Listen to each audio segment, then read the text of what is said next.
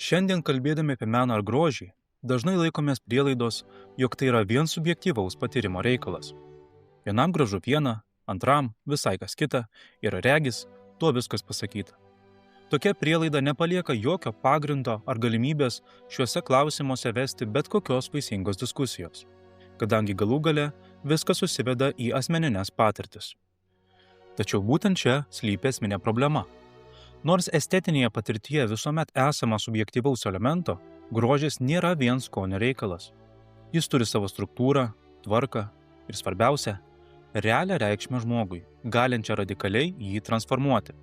Todėl kalbėdami apie meną ar grožį, kalbame ne apie kokią nors periferinę žmogaus gyvenimo sritį, bet tam tikrą prasme prisiliečiame prie pačios jo esmės. Norėdami aiškiau suvokti, kas yra grožis, turime bent trumpam atsigręžti į klasikinės tradicijos mąstytojus, kuriems šis klausimas buvo svarstytinas ne vien asmeninės nuomonės, bet ir tikrovės pažinimo lygmeniu. Vienas svarbiausių šios tradicijos mąstytojų, viduramžių katalikų filosofas Šventas Tomas Akvinietis, teigė, jog grožis daiktuose pasireiškia trimis pagrindinėmis savybėmis – vientisumu arba pilnatve, harmoningumu arba proporcija ir skaidrumu arba ryškumu. Tokia supaprastinta grožio formuluotė mums padeda apsiprasti su idėja, jog grožis nėra vien sukuriamas mūsų pačių pasąmonėje, o egzistuoja išorinėje realybėje. Mes jo neprimetame pasauliui, o tik jį atpažįstame. Tai, kas yra suardyta, chaotiška ar netvarkinga, mums atrodo negražu ne todėl, kad taip nusprendėme, bet todėl, kad tokiame kūrinyje trūksta tų objektyvių savybių, kurios ir yra sudėtiniai grožio elementai. Labai panašią mintį aptinkame ir vėlyvosios Romos imperijos laikų filosofo Švento Augustino kūryboje.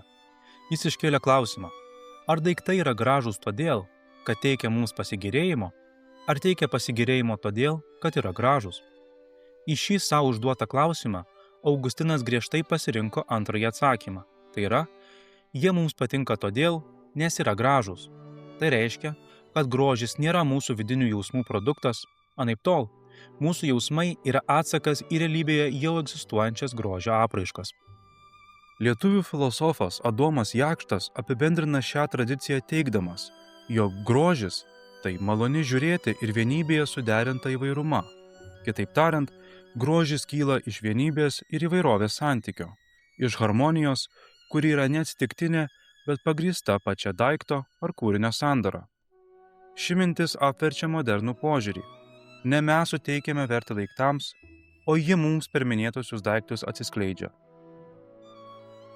Taigi, grožis kyla ne iš monotoniško vienodumo ir ne chaotiško margumyno, o būtent iš įtampos tarp šių dviejų polių, kai įvairūs elementai, spalvos, formos, garsai, idėjos yra taip suderinti, kad sudaro aukštesnę, vientisą visumą. Būtent ši harmoninga įvairovė atitinka Tomo Akviniečio paminėtą proporciją ir vientisumą. Daiktas ar kūrinys mums atrodo gražus, nes jame regime tvarką, kuri nėra primesta iš išorės, o kyla iš jo paties vidinės sandaros. Klasikinė estetikos filosofija mums taip pat leidžia įsisąmoninti dar vieną itin svarbų dalyką. Grožį mes galime priskirti tai pačiai dalykų kategorijai, prie kurių priskiriame kitas dvi pamatinės vertybės – gėrį ir tiesą. Pastarosios yra ne priemonės vienam ar kitam dalykui pasiekti, bet siekimybės iš savęs. 21 amžiaus britų filosofas Rodžeris Skrutonas, nagrinėdamas šią filosofijos tradiciją, priartėjo prie panašių išvadų. Pasak Skrutono, grožio mes siekiame ne dėl ko kito, kaip dėl jo paties esminio vertingumo. Lygiai taip pat, kaip savaime trokštame bei siekiame tiesos ir gėrio. Tai reiškia, kad toks klausimas kaip kam yra reikalingas grožis yra fundamentaliai klaidingas. Jis suponuoja, jog grožis turi pateisinti save per vieną ar kitą žmogui ir visuomeniai teikiamą naudą, nepaisant to, jog grožis pats iš savęs ir yra tas dalykas, kurio mes siekime bene labiausiai. Jis mus traukia, kviečia kontempliuoti ir leidžia suvokti atskirų dalykų darną bei vienybę. Vis dėlto, grožio buvimas savaiminė siekiamybė tikrai nereiškia, kad ši žmogui niekaip kitaip nepasitarnauja. Grožio daroma įtaka yra gili, bet netiesioginė. Jis padeda ugdyti dorybę. Vienas iškiliausių antikos mąstytojų, Aristotelis, pabrėžė, kad dorybės ugdomos per imitaciją. Tačiau toks apibūdinimas, anot Skrutono, nepilnavertis. Juk galime pamėgdžioti dorus veiksmus tik tada, kai patys atsiduriame situacijose, kurios jų reikalauja. Kasdienybėje dažnai susiduriame su paprastomis teisingumo, drąsos, išminties ar saiko formomis. Tačiau tikrieji išbandymai, sudėtingos pagundos, gyvenimo situacijos ar sudėtingi žmonių santykiai ateina tuomet, kai jau per vėlu ugdyti tas dorybes, kurios leistų teisingai pasielgti išbandymų metu. Būtent čia į pagalbą ateina menas, suteikiantis žmogui galimybę peržengti kasdienį savo akiratį. Skrutonas teigia, meniniuose ir kultūros kūriniuose kitų žmonių jausmai ir motyvai prieš mus išdygsta įvairiausiais būdais. Ir štai mes spontaniškai susitapatiname su jais, vaizduotėje atkurdami jų išgyvenimus. Kūrinių personažų mes neimituojame, o jais sekame, įsijausdami į jų vidinius motyvus, bei žvelgdami į juos rašytojo ar menininko akimis. Per vaizduotę pasiekime emocinį pažinimą ir galbūt tai yra geriausias būdas pasiruošti nelaimėms bei džiaugsmams, su kuriais vieną dieną neišvengiamai turėsime susidurti, atėjus lemiamiems išbandymams. Tokiu būdu menas mus moko ne vien mąstyti, bet ir jausti. Per literatūrą, vaizduojamąjį meną ar muziką mes susitapatiname su kitais žmonėmis, suprantame jų motyvus ir išgyvename jų patirtis. Tačiau labai svarbu pabrėžti, kad šis ugdomasis poveikis atsiranda tik tuomet, kai menas yra vertinamas dėl jo paties išvidinio grožio, o ne dėl jo teikiamos moralinės naudos. Menas iš tiesų geba ugdyti žmogų tik tada, kai nėra traktuojamas kaip sterili ugdymo priemonė. Šią idėją labai tiksliai išreiškia vienas iškiliausių tarpukario Lietuvos filosofų Stasys Šalkauskis, teigdamas, jog tiesos, gėrio ir grožio santykis yra ne išviršinis ir prievartingas, bet išvidinis ir laisvas. Tai reiškia, kad tikras menas natūraliai dera su morale ir tiesa, tokiu būdu teikdamas ugdančiąją vertę. Tačiau to negali daryti tada, kai tai jam dirbtinai primetama iš išorės. Visgi, kai menas sąmoningai ima ignoruoti moralę, jis išsyk praranda ir savo vidinę darną. Siekiant perprasti, kodėl grožio negalima traktuoti instrumentiškai, Rodžeris Skrutonas pateikia draugystės pavyzdį. Įsivaizduokime, jei kas nors mums užduotų klausimą, kam yra reikalingi draugai? Be abejo, būtų lengva sugalvoti keletą atsakymų, netgi tokių, kuriems visai pritartume. Draugai – tai vaistas nuo vienatvės, jie padeda sunkiomis akimirkomis, talkina kasdieniuose reikaluose ir guodžia ištikus netekčiai. Žmogus, turintis draugų, padidina savo galimybės veikti ir praplečia veiklos horizontus, įgyja kūrybinio potencialo. Be draugų jis yra tarsi priverstas tenkintis minimaliomis gyvenimo sąlygomis. Toks požiūris gali leisti manyti, jog geras draugas mums viso labo yra reikalingas instrumentiškai. Tačiau įsivaizduokime, kas būtų, jeigu su lygiai tokiu pačiu nusistatymu aš mėginčiau patapti Džiuljetos draugu. Vertindamas ją kaip sėkmingą moterį, galinčią man suteikti visokiojopos naudos, nepasiekiamos mano paties jėgoms. Aš apsvarstyčiau visus būdus, kaip ji man galėtų pastarnauti ir nuspręsčiau patraukti ją į savo pusę. Ar tai būtų galima pavadinti draugystę? Žinoma, ne. Laikyti Džiuljetą savo drauge – tai vertinti ją dėl jos pačios, kaip tą konkretų asmenį, kuriuo ji yra. Vertinti ją kaip tikslą savaime, tariant Kanto žodžiais. Tik tas, kuris kitose žmonėse sugeba įžvelgti vidinę vertę, turi galimybę užmegzti tikrą draugystę. Tai nereiškia, kad draugai jam neturi jokios instrumentinės vertės. Tačiau ši instrumentinė vertė priklauso tik nuo jo pasirinkimo jos nesiekti. Naudojimasis draugų pagalba yra prieinamas tik tiems, kurie tos pagalbos neieško. Tie, kurie draugus renkasi vien dėl jų teikiamos naudos, iš tiesų neturi draugų. Jie tik manipuliuoja žmonėmis. Šio mano argumento tikslas yra įrodyti, jog vidinės vertybės taip pat gali būti ir instrumentinės vertybės, bet tik tuo atveju, kai nėra traktuojamos kaip tokios. Todėl vidinių vertybių puoselėjimas yra vienas naudingiausių mūsų įpročių. Tai lengvai pritaikoma menui, literatūrai ir muzikai. Šie dalykai vertingi patys savaime. Be abejo, jie suteikia ir daug naudos, padeda mums bendrauti, dalintis vidinėmis būsenomis, guodžia, linksmina, žavi, emocingai praturtina ir, žinoma, ugdo. Tačiau tikroji meno vertė matuojama ne šiais šalutiniais efektais. Skrutonas rašo: meno kritikui svarbiausias klausimas nėra, ar šis kūrinys turi labiau teigiamą ar neigiamą poveikį žiūrovams, bet ar tai yra objektas vertas dėmesio. Pamastykime apie vulgarių dalykų kategoriją. Vulgarumas, kaip toks, atsiranda tuomet, kai žmogaus kūnas yra iškeliamas aukščiau už jo asmenį, tokiu būdu užgožiant jo sielą. Taip nutinka tiek perteikiant seksualinės, tiek smurtinės scenas, kuriuose kūnas tarsi perima viršenybę. Kritikuodamas meno kūrinį dėl jo vulgarumo, žmogus duoda suprasti, jog domėjimasis tokiais dalykais yra moraliai klaidingas poelgis. Kodėl tokio tipo domėjimasis yra moraliai klaidingas? Todėl, nes jis išreiškia depersonalizuotą požiūrį į žmogaus kūną. Požiūrį, kuris iš žmogiškosios formos atima jos dvasinę ir moralinę prasmę. Tai reiškia, kad vulgarumas meno kūrinyje iš tiesų yra esminis, o ne vien instrumentinis trūkumas. Tai yra esminis trūkumas, nes vulgarumas yra savybė, kuri iššaukia moraliai abejotiną susidomėjimą. Be abejo, tai yra ir instrumentinis trūkumas, kadangi vulgarumas skatina blogus mąstymo, suvokimo, o šalia to ir emocinius įpročius, užkrečiančius mūsų elgesį realiame gyvenime, bendraujant su kitais žmonėmis. Tačiau tai nėra visiškai tai, ką turime omenyje, kai kritikuojame vulgarumą mene. Šiuo atveju omenyje turime paties meno kūrinio trūkumą, kuris ir toliau išliktų trūkumu, net jei vulgarumas neturėtų jokio pastebimo efekto tiems, kurie reikštų jam susidomėjimą. Būtent pats domėjimasis vulgariais dalykais yra moraliai klaidingo elgesio pavyzdys. Susipažinę su tuo, kas nėra grožis, galime aiškiau suvokti, kokiose meninės kūrybos terpėse jis nepasireiškia. Pirmas dalykas, į kurį svarbu atkreipti dėmesį, yra pats meno kūrinių įgyvendinimas arba jų techninis išpildymas. Šalkauskis rašo: mene gali būti išlaikyti bendrieji grožio bei dailės principai, bet jei realizavimas nusižengia prieš techninės meno taisyklės, meno kūrinys negali būti laikomas vykusiu.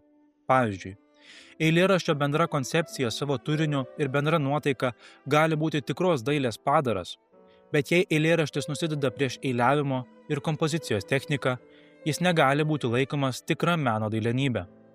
Iš kitos pusės, gali atsitikti, kad meno kūrinys, pavyzdžiui, irgi eilėraštis, patenkina vis tas techninės dailiosios kūrybos taisyklės, bet nusideda prieš bendruosius meno principus. Pavyzdžiui, prieš išvidinį tikslingumą, prieš ontologinę tiesą, tai yra prieš sukurtojo dalyko atitikimą idealiniam jo tipui, prieš dorinį reikalavimą ir kita. Tokiu atveju meno kūrinys irgi negali būti laikomas tikra meno dailenybė. Šis palyginimas leidžia suprasti, jog grožis kūriniuose atsiskleidžia tik tuomet, kai jo forma ir turinys atitinka vienas kitą. Tai yra, kai techninis meistriškumas tarnauja vidiniai idėjai, o idėjai leidžiama įsikūnyti jai deramoje formoje. Kitaip tariant, meninėje kūryboje visuomet vyksta tam tikra įtampa tarp laisvės ir disciplinos. Viena vertus, kūrėjas siekia išreikšti idėją, perteikti mintį ar nuotaiką, o kita vertus, šią išraišką riboja tai, jog ji negali būti visiškai atsieta nuo bendrųjų kūrybos dėsnių. Būtent šioje vietoje tampa aiškiau, kodėl šiuolaikinėje kultūroje vis dažniau kalbama apie tam tikrą grožio krizę. Didžiojoje dalyje moderniojo ir postmoderniojo meno galima pastebėti tendenciją sąmoningai atsiriboti nuo tradicinių estetikos principų. Proporcija, harmonija ir net pats grožio siekis imami laikyti ne tik nebūtinais, bet kartais ir net abejotinais meno elementais. Menas vis dažniau yra suvokiamas kaip saviraiškos erdvė, kurioje svarbiausia ne tai, ar kūrinys gražus, bet tai, ar jis originalus, šokiruojantis ar provokuojantis. Rodžeris Skrutonas šią šiuolaikinio meno tendenciją kritikuodavo nuolatos. Jo požiūriu, modernūs menininkai dažnai sąmoningai atsisako grožio kaip vertybės, manydami, jog estetinės meno funkcijos tenkinimas yra paviršutiniškumo požymis. Tačiau toks požiūris keičia patį mūsų santykį su menu.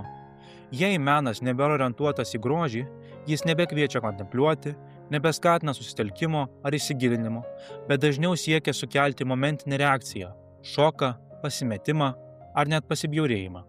Savo knygoje Grožis jis rašo: menas pasuko nauja linkme, atsisakydamas palaiminti žmogaus gyvenimo viziją, kuri jam primintų apie išganymą.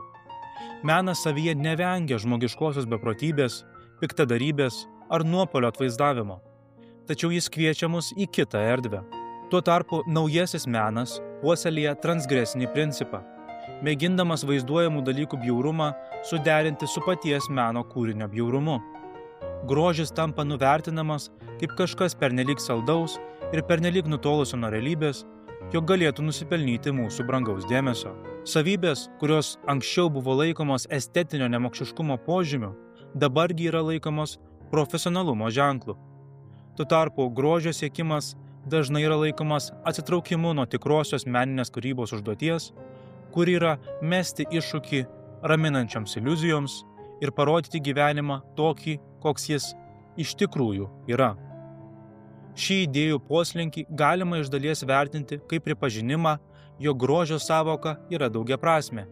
Tačiau toks pripažinimas taip pat reikštų grožio siaurąja prasme atmetimą, tvirtinant, jog senieji šūkiai apie taikos, meilės ir ramybės siekiai yra melas ir kad menas nuo šiol turi atsiduoti nemaloniai mūsų buitinės egzistencijos tikroviai. Tokiu atveju menas praranda vieną svarbiausių savo funkcijų – būti tarpininku tarp žmogiškosios ir tikrovės slypinčios tvarkos. Vietoje to jis tampa savotišku protestu ar politiniu komentaru, nebe tuo, kas leidžia patirti pasaulio darną. Skrutonas pabrėžia, kad grožis yra nemalonus priedas prie mūsų gyvenimo, o pamatinė vertybė, per kurią mes suvokiame dalykų vertę. Kai šis būdas pažinti pasaulį yra sistemingai menkinamas, silpnėja ir mūsų gebėjimas atpažinti tai, kas iš tiesų vertinga. Ilgainiui tai ima veikti ne tik meno lauką, bet ir patį žmogų. Estetinis jautrumas formuojasi per patirtį. Jei nuolat susidurime su chaotiškomis, deformuotomis ar sąmoningai bjauriomis formomis, mūsų gebėjimas atpažinti harmoniją, proporciją ir vidinę darną palaipsniui nyksta. Šią mintį atliepia ir Stasys Šalkauskis. Jis rašo: jei menininkai sako, kad jie nežino, kas yra grožis ir kad menas neturi savo tiesioginių tikslų realizuoti grožį, tai jie nori atpalaiduoti meną nuo tos vertybės, kuri suteikia menui tikro vertingumo ir jį įprasmina žmogaus gyvenime šalia žinijos ir norinės akcijos. Atpalaiduotas nuo grožio menas tampa betikslis ir beprasmis žaidimas, nepateisinamas jokių gilesnių tikslų ir jokių gilesnių žmogaus prigimties reikalavimų. Šioje vietoje tampa svarbu dar kartą sugrįžti prie klausimo apie grožio reikšmę žmogui. Jeigu grožis būtų tik asmeninės svarbos klausimas, kaip dažnai įsivaizduojame, tuomet jo praradimas neturėtų jokių neigiamų pasekmių mūsų visuomeniai. Tačiau, priimant faktą, jog grožis yra fundamentaliai susijęs su gėrio ir tiesos idealais, jo nykimas reiškia platesnį kultūrinį nuopuolį. Grožis yra ne tai, kas mums patinka, o tai, kas mus traukia dėl savo gebėjimo įkūnyti tam tikrą nuo mūsų pačių nepriklausančią tvarką. Todėl grožio patyrimas visuomet turi ir tam tikrą anapusinį momentą. Kontempliuodami gražų kūrinį, mes susidurime su tuo, kas pranoksta mūsų kasdienę patirtį. Šis susidūrimas gali būti tykus, beveik nepastebimas, tačiau jis keičia mūsų santykį su tikrove. Jis leidžia mums suvokti, kad pasaulis nėra vien atsitiktinių reiškinių visuma, bet turi vidinę struktūrą, kuri gali būti pažinta ir pergyventa. Dėl šios priežasties grožis turi ir ugdomąją galią. Jis lavina mūsų skonį bei gebėjimą orientuotis vertybiškai. Žmogus, kuris yra nuolat apsuptas harmonijos ir prasmingų formų, natūraliai ugdo vidinę darną. Priešingai, aplinka, kurioje vyrauja estetinis chaosas ar sąmoningas normų neigimas, skatina fragmentaciją ir vidinį išsiskaidymą, galinti turėti įvairių socialinių ir politinių pasekmių. Todėl kalbėdami apie meną ar grožį, iš tiesų kalbame apie tai, kokią kultūrinę erdvę kuriame. Tai nėra reikalas, kurį galima palikti suvereniam menininkų ar meno kritikų sprendimui, kadangi tai tiesiogiai liečia klausimą, kokiais vaizdiniais, garsais ir formomis mes kasdien apsupsime save ir savo bendruomenės. Kiekvienas pasirinkimas, ką žiūrėsime, klausysime ar kursime, prisideda prie bendro estetinės aplinkos formavimo.